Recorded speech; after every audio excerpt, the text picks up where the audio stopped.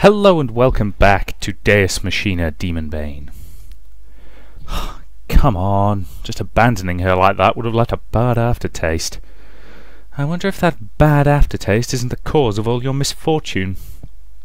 It must be, otherwise I wouldn't be in the insane position of living with a cocky little girl while having it out with an evil organisation.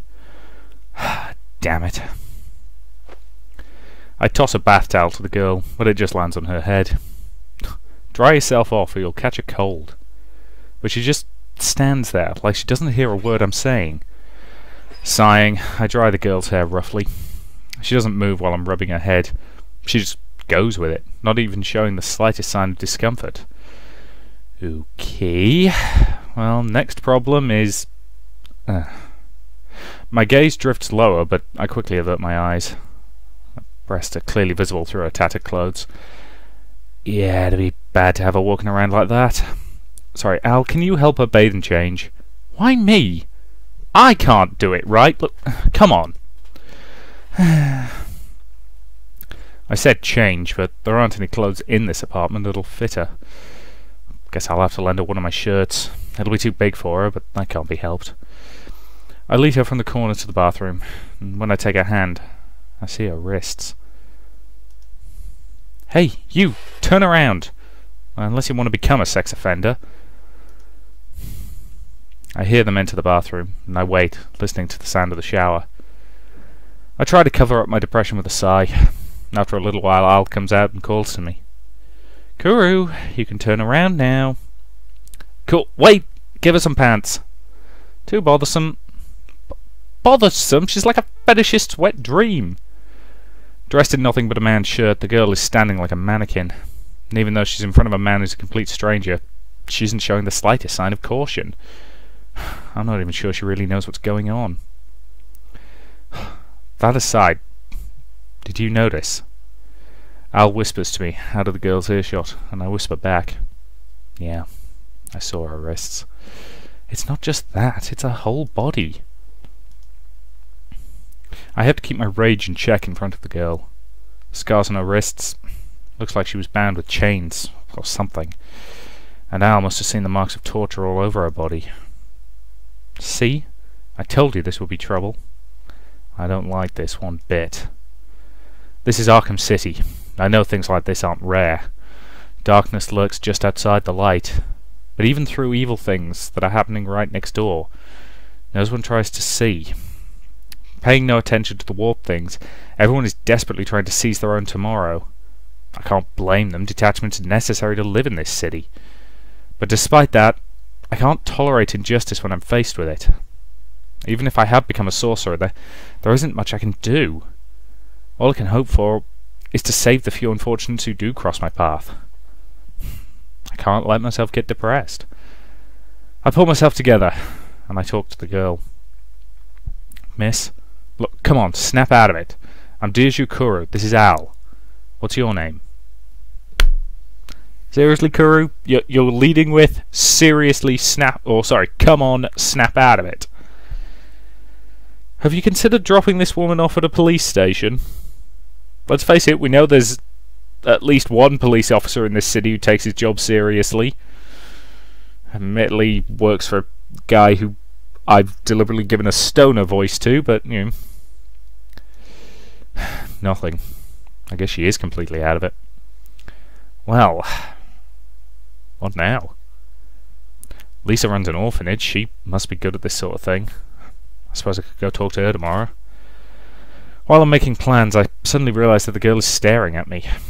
Unlike before, I can clearly see the light of will in her eyes. Then she speaks for the first time. Kuru? Deus Kuru? Yeah, I'm Deus Kuru. What's your name? Can you tell me? She considers this for a bit. After a brief pause, she smiles softly and answers. Enna. The Avenger of Blood himself shall slay the murdered... See, when it's going this slow, it's not possible to read it out in an ominous voice. I'm gonna... Okay. The Avenger of Blood himself shall slay the murderer. When he meeteth him, he shall slay him. Sector 18 alleyways. Perhaps the rain is able to wash away some of the blood, but its efforts are far from sufficient. Perfect cruelty. Perfect atrocity. Atrocity upon atrocity upon atrocity upon atrocity. Each utterly simple atrocity is performed by utterly simple violence. Absolute violence. Pure violence. Even the rain cannot wash away the stench of blood through which the Black Lodge disciples run. I hope nobody in my audience is epileptic. Their machine guns roar, the muzzle flashes lighting up the night, and magic circles glow around the barrels of their guns. The rain of bullets mixes with the rain from heaven, falling upon the lone person, the tyrant. Even among the gathering of sinners known as Black Lodge, she bears the greatest weight of evil by far. A ruler, sinister and vile, who has greater mastery of cruelty than any other, who has enslaved the very concept of violence itself. Truly, a tyrant among tyrants. The bullets fall upon the tyrant's barrier field, and the instant they strike, the field disintegrates to arcane symbols, as the Azoth that comprises it is disassembled at the conceptual level, and returned to the unknowable soup of chaos. Each of the several thousand bullets is specially enchanted round, anti-tyrant virus bullets, customized for the sole purpose of interfering with and neutralizing her barrier field. And through that small shadow, that bound body, frail arms, restraints dangling, chained legs, eyes blocked off by the mask, mouth stuffed with a gag, the bullets tear through her mercilessly. Incidentally, yes, I'm sorry about having to black box her, but it's a little bit dodgy. As the problem is, I don't think I should have to do it, but YouTube's rules regarding that kind of stuff are so incredibly vague that I genuinely don't know what I can get away with. You know, and as I say, my attitude is I've never understood why female nipples are considered this, oh my god, you can't show those! Whereas I could, you know, if it wasn't for the fact it's bloody freezing out there at the moment, I could, you know, take my shirt off right now and walk out into the road and, you know, I wouldn't get arrested or anything. I'd probably get some funny looks, but as I say, it's another one of those, you know, pieces of hypocrisy that piss me off. But anyway, body perforated by countless holes. Small fingers ripped off, torn arms, gouged thighs, crushed leg bones, spilling intestines, stomach filled with lead, wound burned by lead, carved heart, spurting blood, bare white bone, chin blasted away, flying fragments of teeth, smashed eyes, churned brains flowing out, and she falls. The sea of blood spreads. The rain laps at it feebly. Why do I get the feeling that's not actually going to put her down permanently? Two shapes watch at a distance. A large shape standing amidst a sea of corpses, and a small shape kneeling atop a mountain of the dead. Smiles twist their lips, and they smile with joy and contempt upon the grotesque scene, upon the violence itself. But their smiles quickly fade, as there comes a collective gasp from the Black Lodge disciples. The girl's ruined corpse sits up, grinning with its jawless mouth. It raises its broken arm, and in its fist there is a crimson gun. The gun roars 3 times, the shells turning dozens of armed disciples to pulverized meat. The remaining disciples take some time to recover from their shock, but they finally grasp the situation. Or rather, their instinct moves them, whether they grasp it or not. The machine guns roar once more. However, the thousands of bullets, each containing deadly mystical power, have all been deflected. Powerless, they fall vainly to the ground. Fuck! She's adapted already! Unable to grasp the reality before them, the henchmen continue to fire futilely. The bullets throw up a shower of sparks as they strike the barrier, and yet the gunfire soon ends, disciples now utterly speechless. Bullets are being held by the barrier, countless shards. Okay. The countless shards of lead floating quietly before the girl's blindfolded eyes. The girl licks her torn lips with her bloody tongue and utters words of power. As occasionally it does that. Occasionally it skips past a line of dialogue, but at least I can go back and check what it was. Spell selection. Counter spell.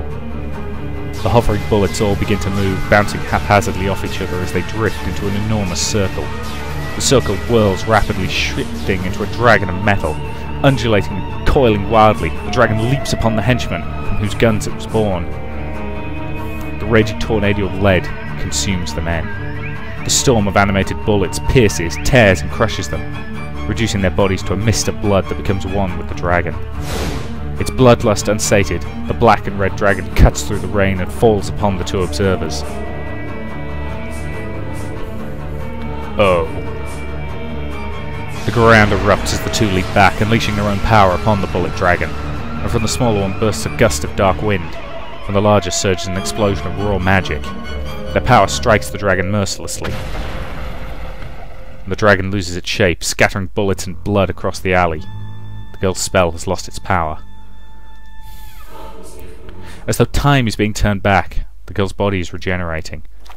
At some point, a silver gun appeared in the other hand. She crosses the guns before her, her regrown mouth twisting in a sneer, and the guns roar. The rain continues to pour upon the city, yet is unable to wash away the stink of blood and gunpowder, and amid a storm of atrocity and cruelty and violence, the battle continues. Perhaps the rain can wash away some of the blood.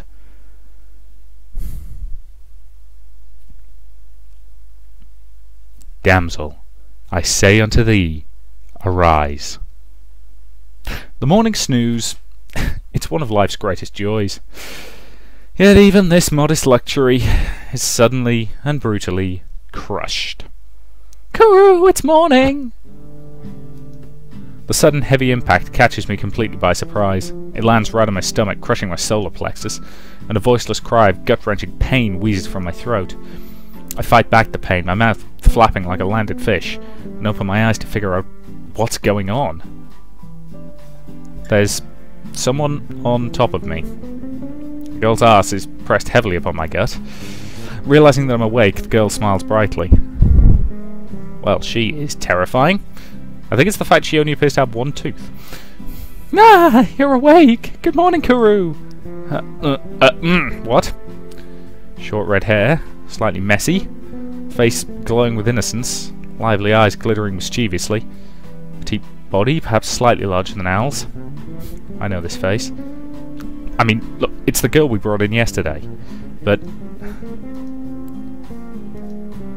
the girl from yesterday, so terribly fragile. And the girl before my eyes wearing one of my shirts, her smile completely innocent and open. How the hell am I supposed to connect them? I asked the girl timidly. Ania, right? Yep, that's me. She nods energetically like she's putting her whole body into it. Guess it really is the girl from yesterday. Just as she looks. You're pretty cheerful. Yeah, it's nice out. It'd be a waste to stay in bed. I see. Not good. I'm getting totally sucked into her pace. With my sleep-addled mind suddenly thrown to confusion, I can't think of what to do. Well, for now... sorry, Ania, can you get off? You're heavy. Oh, you're so mean. I'm not heavy. She puffs out her cheeks and starts pummeling me. It might look cute to an observer, but she has me in the mount position. I might be cruelly beaten to death here. Ow! Ow! Ow! Damn it, that seriously hurts! Amused by my desperate resistance, the girl shows no sign of getting off. She rides me like a horse, cackling madly the whole time. Oh shit, I'm starting to black out here. You know what, with that level of surrealism, I think that's an excellent point to end the part. So, thank you very much for watching, and I'll see you in the next.